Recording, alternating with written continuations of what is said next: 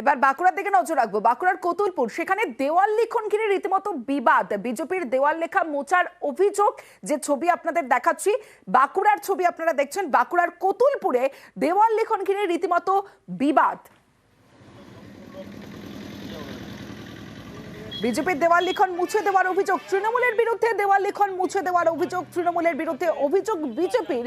নির্বাচন কমিশনের নালিশ বিজেপির অভিযোগ অস্বীকার ঘাসফুল শিবিরের।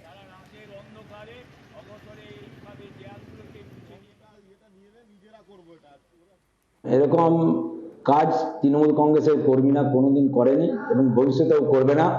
তৃণমূল কংগ্রেসের কর্মীরা সর্বদা উন্নয়ন নিয়ে ব্যস্ত থাকে। সাধারণ মানুষের কাছে উন্নয়ন কিভাবে পৌঁছে দেওয়া যায় সেটা নিয়েই তারা সদা ব্যস্ত থাকে। কোথায় কার দেয়াল মুছে দেওয়া এইসব নিয়ে তৃণমূল কংগ্রেসের কর্মীরা ভাবে না এবং এই ধরনের কাজও করেনি, ভবিষ্যতেও করবে না।